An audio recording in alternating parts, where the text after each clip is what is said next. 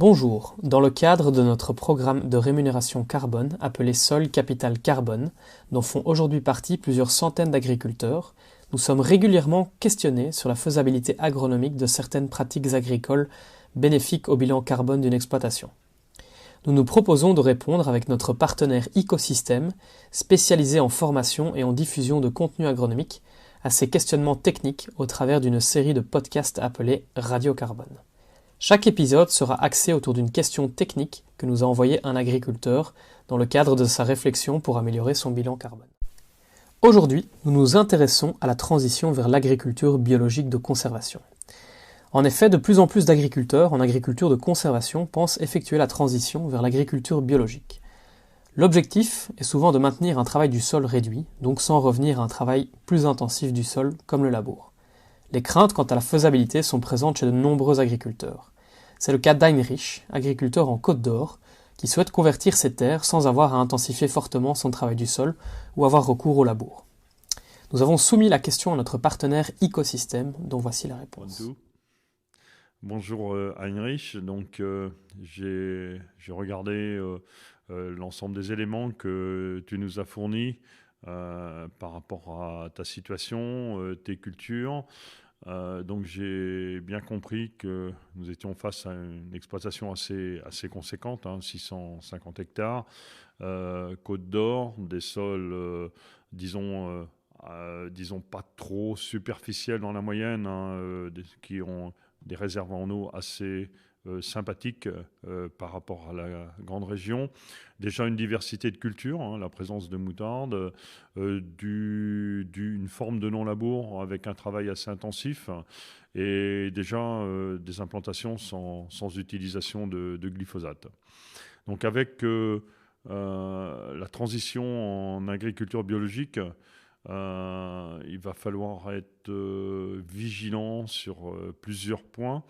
Et j'aimerais commencer par le premier, c'est que le labour n'est pas aussi efficace qu'il est présenté sur la gestion du salissement.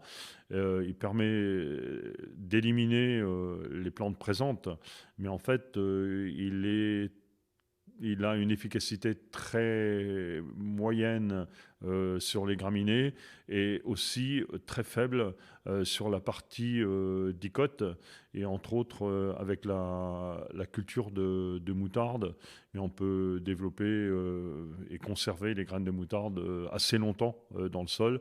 On a une meilleure dépression des graines à partir du moment où on les laisse à la surface, et ce qui est vrai pour toutes les graines et également les graines de dicote.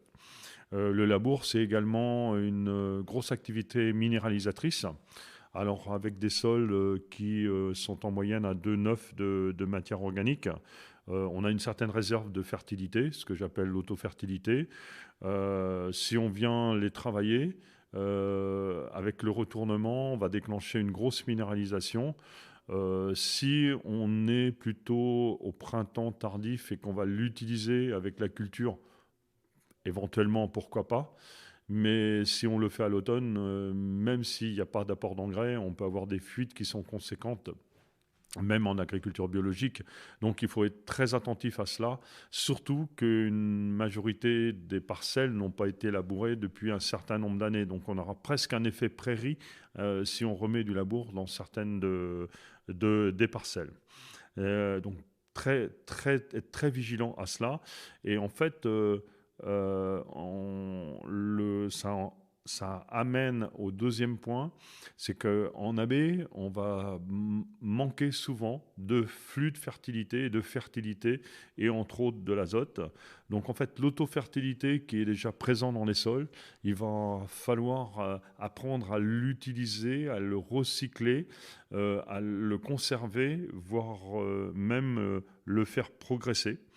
Donc, au regard de ces informations-là, je pense que ce serait une bonne vigilance ou un bon conseil de diminuer la part des cultures d'hiver, qui est très présent, puisqu'il y a plus de la moitié, voire quasiment 2 tiers de la surface qui est en culture d'hiver, en blé d'hiver et en moutarde.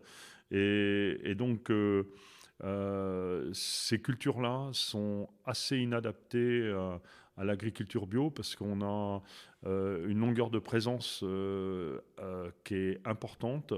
On n'est pas très bien calé par rapport au cycle de minéralisation et souvent on va avoir disons, le temps de l'installation d'un salissement qu'il faudra gérer par de multiples passages, mais qui ne sont pas aussi évidents que cela, alors que les terrains doivent quand même permettre de porter. Je dirigerai plus une partie de l'exploitation vers des céréales de printemps, comme dans la rotation précédente. Hein. Donc il y a du blé de printemps, il y a de l'orge de printemps, il y a également la moutarde de printemps, parce que ces cultures-là permettent de faire, disons, des couverts assez importants dans la période été, voire dans la période hiver jusqu'à l'installation des cultures de printemps. Et en fait, on est sur des cycles beaucoup plus courts et des installations donc plus tardives qui permettent de nettoyer les parcelles, des cycles beaucoup plus courts et des cycles qui sont mieux calés par rapport à la minéralisation des parcelles. Donc on pourra mieux s'appuyer sur l'auto-fertilité et obtenir des rendements qui sont assez intéressants en AB, tout en ayant produit du carbone et de la fertilité pour alimenter le système. Ensuite, on peut aussi profiter des cultures de printemps pour installer des légumineuses pérennes. Et donc là, on peut mettre du trèfle blanc, on peut mettre de la luzerne, qui permettra de se retrouver avec des intercultures assez sympathiques et qu'il suffira par broyage d'entretenir, qui permettra de continuer le nettoyage, recharger les parcelles en azote et en matière organique, voire dans certaines parcelles en bout de rotation, de faire une continuité sur un an supplémentaire qui permettra de vraiment passer une année au vert pour faire de la structure, faire de la matière organique et faire une recharge en fertilité et notamment en azote avant de revenir à une rotation un peu plus conséquente. Et puis ensuite, on peut arriver à mettre dans la surface, derrière des céréales d'hiver, des cultures plus été, style C4, style sorgho pour recharger en quantité de matière organique conséquente et arriver à des couverts style relais, sorgho suivi ensuite par un genre de légumix, févrole, poivès, avant d'arriver à une culture de printemps. Et qui pourrait permettre à des moments donnés de planter également, si on a un gros flux de fertilité, des seigles, voire des seigles forestiers qui pourraient même en permettre d'envisager des semis de soja sur un couvert de seigle qu'on roule, comme le fait actuellement l'ISRA dans le secteur de Lyon. Et là, on pourra envoyer des contacts et également des articles qu'on a fait sur la revue à ce sujet-là. Donc en fait, si je me résume, on pourrait envisager une rotation suivante. Commencer par une moutarde de printemps dans laquelle on aurait glissé un trèfle. Donc le trèfle ferait la première interculture après la moutarde. On ferait encore une année avec le trèfle qui permettrait de recharger en azote. On détruirait le trèfle en fin d'été pour installer un seigle. Donc là, on aurait vraiment beaucoup de fertilité pour faire pousser le seigle et faire de la biomasse, avoir un vrai couvert qui serait roulé au printemps pour installer un soja. Donc un soja qui arriverait au printemps, mais avec des flux de fertilité qui sont nécessaires pour qu'on puisse démarrer de manière correcte dans un gros paillage de seigle qui permettrait de mieux gérer le risque de manque d'eau dans le secteur.